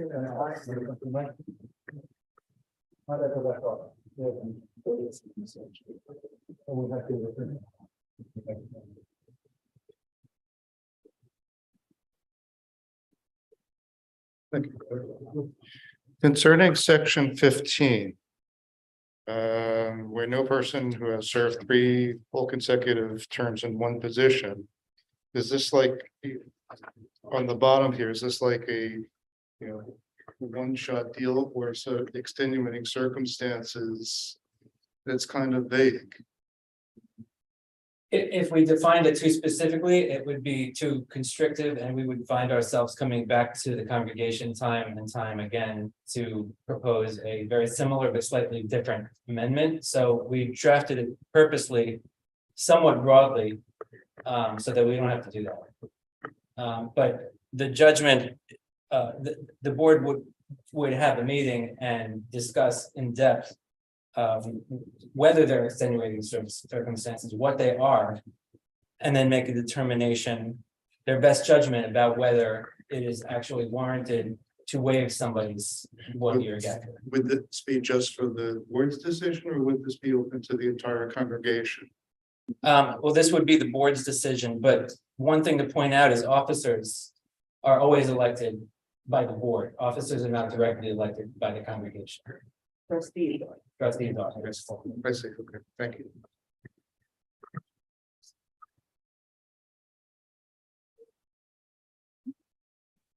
Arlene? Mark, can you make it a little bit more clear as to the term? So it would be from January to December of the calendar year, am I correct? Yes. Yes. Yeah. Yeah. Because the officer terms, not like the trustee terms which start in December. Right. The officer's terms start in January. Okay, David Friedman has his hand up. Yeah, take that. Okay, David. Yes. Okay, good, got it. First of all, thanks, Mark and Tamar and anyone else on the legal committee who worked on this. But, and I understand why extenuating circumstances is not a defined term in the Constitution, or won't be going forward. But can you envision any year going forward in the immediate future, and maybe any year, that there wouldn't be extenuating circumstance? That's an interesting question. That's an interesting question, one that I thought of also, to be honest. The answer is, I can imagine it. It's not that hard to imagine, but I can't predict. We have not always been in this situation, but we are now, so we have to deal with it. But I understand what you're saying. And I just Yeah. want to- Well, Ed, yes, Sam. You have enough? Well, I had a follow-up. My concern going forward, and not with the current board or officers, but I can envision one day where you have someone in position of power who might say, well, I don't want Joe to run against me. Some temple member who might be running next year. And so maybe I can come up with some extenuating circumstance to obviate that. So I understand what you're doing and why it was totally needed, first during COVID and now presently.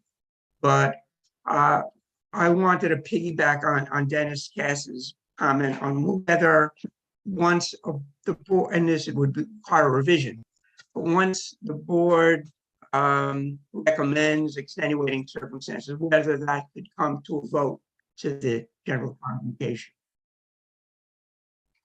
Well, I would comment that, Can I just point one thing, actually, just first?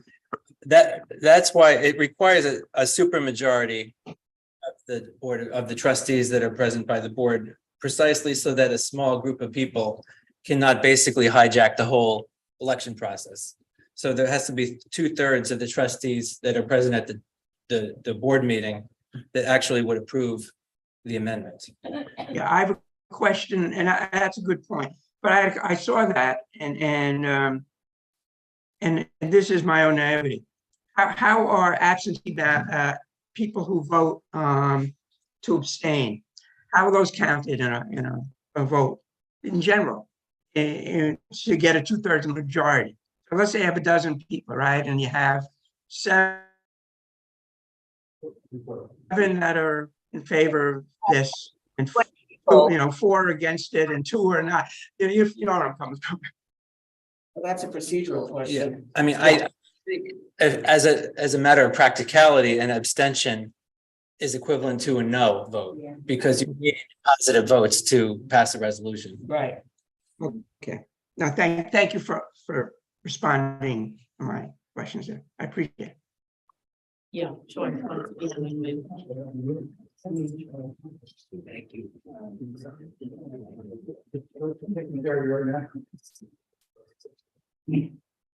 Joyce, you're on the way to being unmuted. Hang in. That's me on mute right now. Oh, there we are. So my question is, aside from what the number that's needed for this amendment to pass, my question is, why is it that the amendment is stating that you need 2/3 of the board members that will be present at that time? So if 5 people show up to a board meeting and you want 2/3 of that, that's very few people who could determine the question. And to me, it should be 2/3 of all the board members. After all, how many board members do you have? You have 16, 20? I don't remember what the current number is, but I would think you would need more of a majority of all the board members for this, for a waiver, to be passed.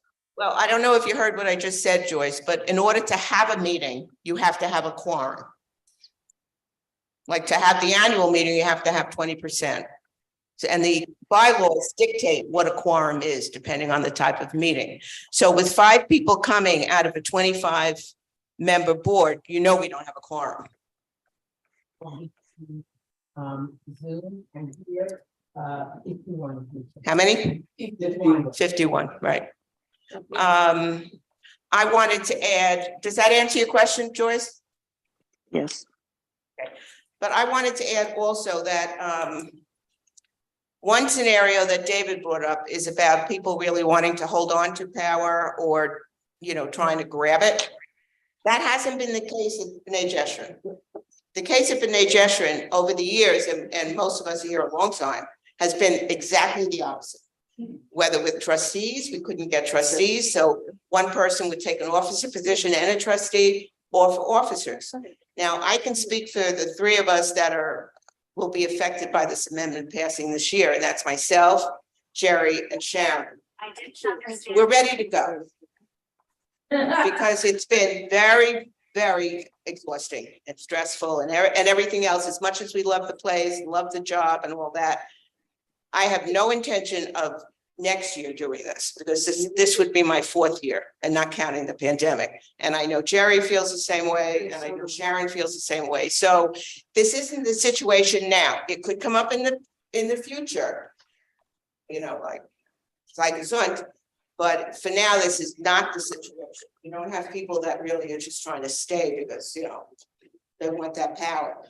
But the reality is, with what's going on, that Mark pointed out, there really are no people to take over right now. We were lucky enough that when we had the officer nominating committee, other people stood up. and offered to take other positions. So let me give you an example, because we have to tell you what the nominating committee is, although I think we should go first. What do you want me to say? Nominating committee is? I don't know, I think it's a separate issue. I'll tell you what the nominating committee is after we take a vote, but you'll see that people really stepped up and were willing to take other positions that open, because there were positions, like, for example, Roy has been VP for Ritual for 3 years. So there's no extenuating circumstances, because we were able to have someone else agree to be a nominee. Ruth Greenwald was VP for Youth and Education for 3 years. And again, she offered to take a position which we really have trouble filling, which is recording secretary. Thank you, Ruth. And then we had somebody willing to accept the nomination for VP. So VP for Youth and Education. So we didn't have a situation for those positions. So we really, the intent of this is really to try to, first of all, we're trying to bring more people onto the board and new people onto the board. That's really our goal. And we've spoken with United Synagogue Linda Sussman, our consultant, who has helped us to think about transition and how to educate people and prepare them to take officer positions and trustee positions. So we're not moving in that direction. If we get some renegades that suddenly want to take control, that's another story. But we're not moving in that direction.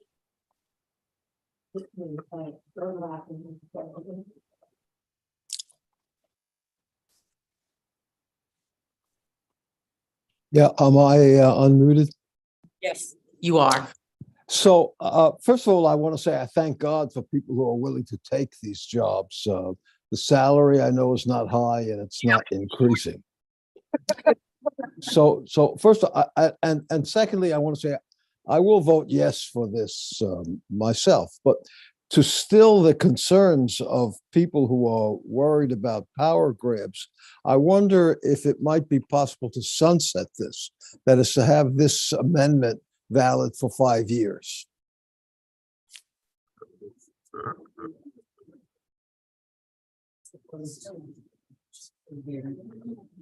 So that would mean that it's not an amendment to the bylaws? No, it's an amendment to the bylaws, but part of the amendment is it sunsets in 5 years.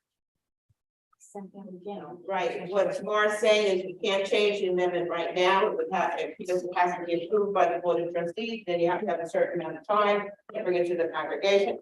We could introduce it as a new amendment, but not yet. So the vote has to be on the amendment exactly as written. And that's a good thought, Joe. Yeah, okay, I got you. Anybody else? Okay, I think it's time to take your vote. So everyone should have a paper ballot. Some people have already voted online.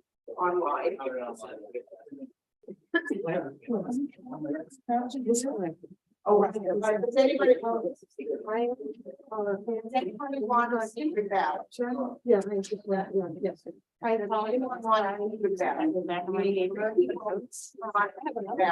need your notes back? You need your notes?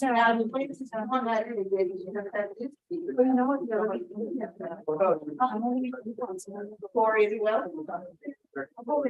Hello, yeah, can we, oh, yeah, yes, okay, thank you. In concern to David's, what David said, and actually what Sheldon said, actually, if you did let this, yes, you would have to create a new amendment. That's definitely doable. And you would have it expire after 1 year. And then, that'll take care of the immediate concern for this year. And then we'll see, yes. Does anyone want a secret ballot? We need 3 people who want it. Right now, we have 2. Is there a Right, third? yes, you want a secret ballot. All right, we have you 2, but we need a third. See, I do. I'm sorry, who's that? I do. that's SEMA. You're the second, Seema, yes. Oh, okay. Okay, and Arlene, you want a secret ballot? Arlene, Secret ballot. you don't? And in your papers.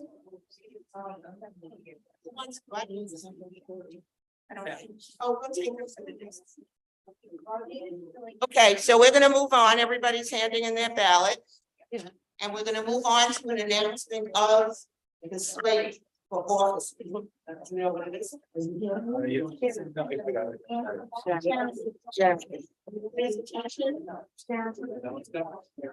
Sharon is getting it.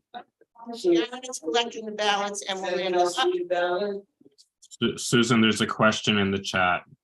10, and we still have to have a trustee meeting, even though it's a short one. It's late. So I would ask you to give Dan your attention. He will announce the slate of officers, which is voted upon at the next trustee meeting, which is where we really do need to get this in. So you have the list? I know about it. Susan, there's a question in the chat. All right, president is myself, VP for administration is Jerry, VP for finance is Sharon. Treasurer is Jack Bender. VP for youth and education is Arlene Rackman. Recording secretary is Bruce Greenwald. Corresponding secretary is Mark Conowitz. And did I leave any positions out? Oh, and chairman of the board is, and I think that was also chairman of the board. Oh, that's right. That's. I'm sorry. Chairman of the board is Dan Glassman and VP for Ritual is Larry Rich. So it's really a nice. Very nice. All right, so that's what we presented at the board meeting immediately following. I'll give you another minute to submit your votes and then we will, actually, I think we're going to adjourn because it is, if that's okay with everybody, if you really do have to get to the next meeting. If you have any good and well, please send it by email to us and we'll post it. Okay, so I am adjourning the meeting. It's 9:45. Do I have a second? Dennis? Should we have the vote count? Yes. What? Don't we need the vote count first? Do we need the vote count? I have. All right, we need the vote count, so hold off on the adjournment. Sharon's question. Sandy, somebody's asking, how do they know if their vote was counted from Zoom land? The question is, how do we know when votes were counted on Zoom? And you want to answer that? Yeah, if just who is the person, and I will confirm that we have their vote. The Lassers. We have their vote. How do you get And the Leaves voted yes, and Anita Sussman voted yes as well on the chat. There's more yeses on the chat. There's more voting in the chat. Thank you, Rabbi, for keeping the Zoom in order. Pleasure. It's the price I pay for being on Zoom.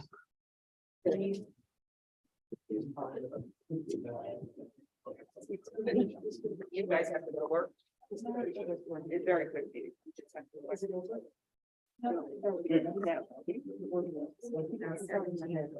It's short. It's short. Both of these offices.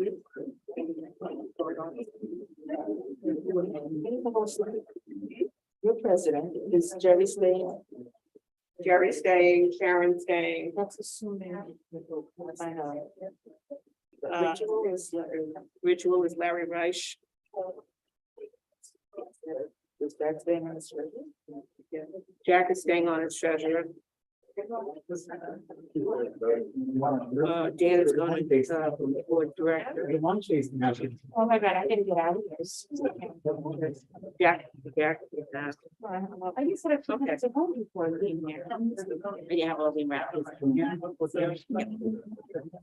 I started going to the gym again and I was listening and I ejaculated.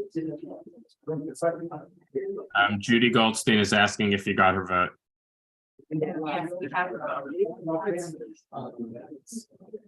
Dan, did you get Judy Goldstein's vote? I'm checking now. Thank you. Yep. And the transfer. Goldstein. Yes, we got Goldstein's vote. Judy, we got your vote. Thank you. got used to it, so I just like skimming. I used to do the report, that's what I did minutes. So she keeps going back, because you're the.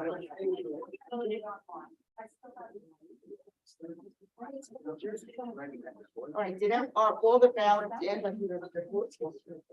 Yeah. What? Online.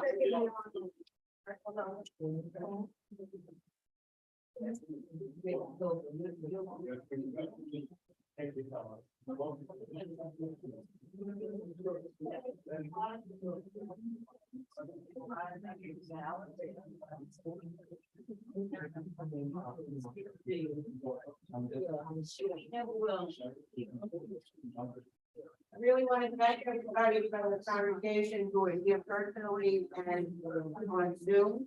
Sorry, appreciate everybody's patience, their involvement. The meeting will be adjourned as soon as the vote. I'm sorry, it's okay. I thought that was society surgery. The thing I wanted to tell you while we're waiting, on that table back there are mobsters that we will be doing something with, trying to give it to another congregation, but we also want to give our congregation an opportunity to take one home with them. And the same thing with the funds. Don't use that function, you know. So please, and the Better understanding your of site. the structures, Your site. So please feel free, and then we're gonna go online.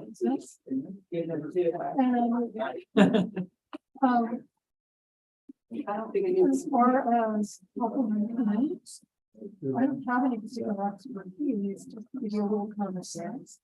That goes a long way. So I raised almost a quarter of that this week for the calendar. That's how- So, you know, maybe I have something from the ball there about, I would say any committee that covers the areas that you enjoy. you're pulling my hair out, I was frustrated over. Without getting far, sort of results of everybody here is working so hard to produce this information. I think else must be one of the most challenging. Oh, it's just what Jerry does. Yeah. Oh, yeah. Challenging things, but I'm not in. Right, me too. Right, and do you need to be an engineer? And how do you negotiate prices for? Repairs? They know. Is there special criminal? We have relied on people who have their. Yeah. Because these are life experiences. Yeah. That's why Tamara and I are on the law committee. We're both lawyers and. So you have to work for a lot, right? You should have to work too. Where's the sign? So your son's a wow. Awesome stuff. Thank you. What year?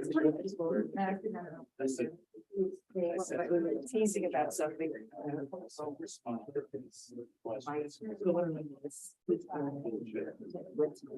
used to live in our gyms. That's sort of a lot of good stuff. The other thing, Kathy, the other thing is you can try, you know, a few committees that you think you might be interested in. And not a good fit. I think you can always switch, right? But you know, once it's on paper, it's a commitment, it's a commitment. It's, oh, you can just commitment, but you can always swap it. I know.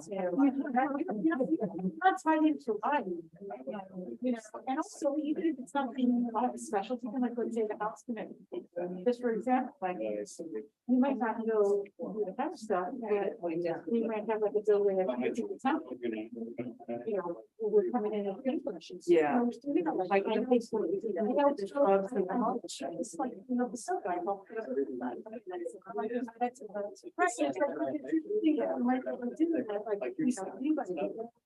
Corey and Sima, are you still online? So, I was wondering what the answer was. Yeah, unmute them. Yeah. Okay, yeah. I guess we can abstain. I abstain. It's fine, yes, for me. Okay, I abstain. Just a minute. But again, I'm surprised there's not a third person. wanting Arlene Clapper or somebody, Arlene, I thought a third person would have wanted and there are other concerns, but as far as this official vote is, I'm abstaining, and Seema is yes. Okay, you're abstaining. Simba, what are you doing? Yes. Seema's voting. Now, who are you concerned about, Arlene Clapper? No, I'm just surprised that there wasn't a third vote to have a secret ballot, that's all. But that's a future concern. Okay, Relative to this vote. It's one is an abstain, one is a no. One is an abstain, one is a yes, as far as this vote is concerned. Okay. I guess I recommend that to Mary or anyone else here.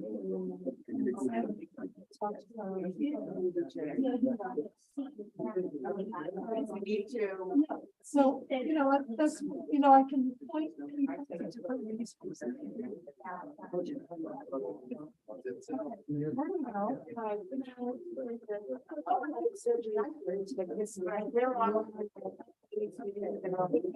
Rails and whatever you have to do.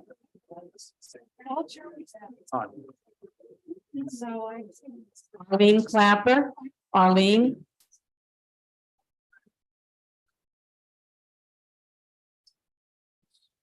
Me. Yeah, hi, Arlene. Did you vote? I didn't vote yet because I have no opportunity to do it. Nobody's been answering my questions.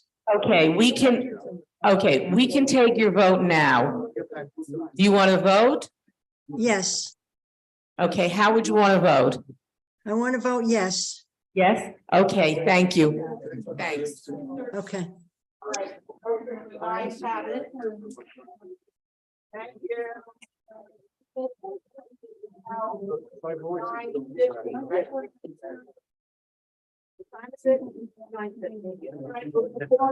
The trustee meeting was going to be very short.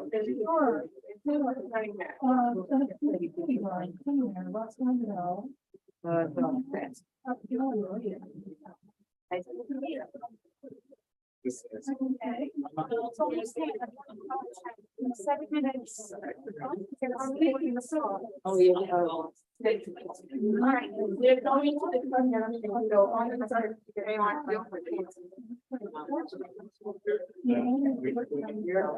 Right here. Steve and officers stay on the meeting, and everybody else, the meeting is adjourned.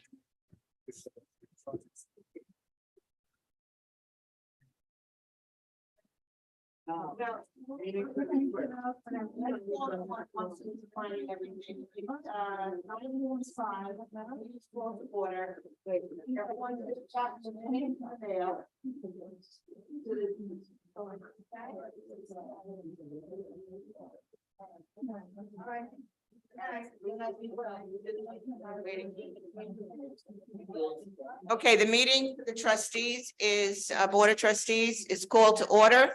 It is now 9:55. The minutes were sent out for everybody to review. Does anybody have any questions, corrections? Okay, anybody else? All right, if there are no corrections, can I have a motion to approve? Arlene Rackman, motion to approve, second. Mark Conowitz. It's approved. Okay, what's next on the agenda? Okay, first I'd like to welcome our new trustees. I don't know if Philip is still on the phone, on Zoom. And I know Bill Wisman, I don't know if Bill is still on Zoom either. So let's check that. Those are our new trustees. The others are Sandy Stryker. And Sandy S. Stryker. Where is she? No, Sandy just left. Okay, she didn't realize. Okay, we want to welcome them. And I'll be in touch with those three in particular because we're going to do a board orientation for the very brand new. Every board member is invited, but we especially focus on those three. President's report and the committee reports are deferred. New business, we have to vote on a new family. Sandy, that's yours. Jennifer and Jonathan Northberger, although Jonathan's called North, and their two children. And Jennifer's been coming almost every Shabbat with the daughter, And she lanes. and she lays. Lanes, yeah. So the rabbi Okay. has approved her, they paid their financial obligations. I make a motion to approve their membership. Is there a second? Very second. Everybody in favor? Aye. Any opposed? Any abstentions? Any abstentions from the people on Zoom or ayes or no? No, hold on. Anybody left on Zoom? Yeah, I, Jeff Beckman.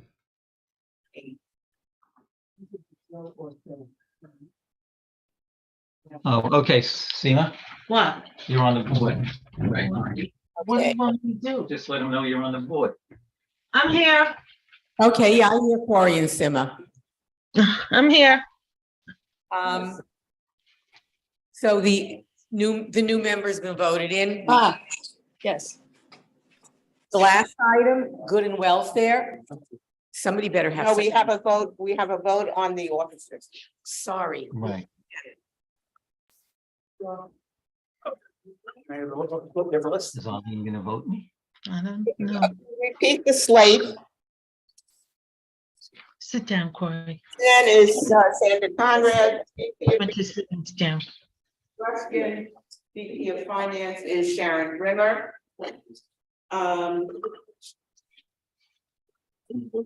VP of Ritual is Larry Reich. VP of Youth and Education is Arlene Rackman. Treasurer is Jack Bender. Recording Secretary is Ruth Greenwald, and Corresponding Secretary is Mark Conowitz. That's a slate. Are there any nominations from the floor? From the floor. Arlene? Chairperson is Floor.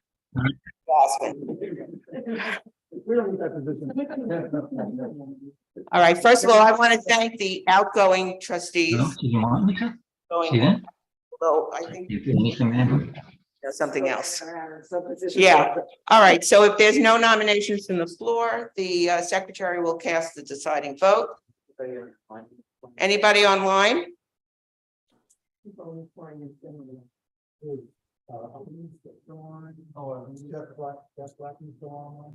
All right, well, Arlene's no longer a trustee. Who? Hi, Bill. Congratulations. You're a trustee.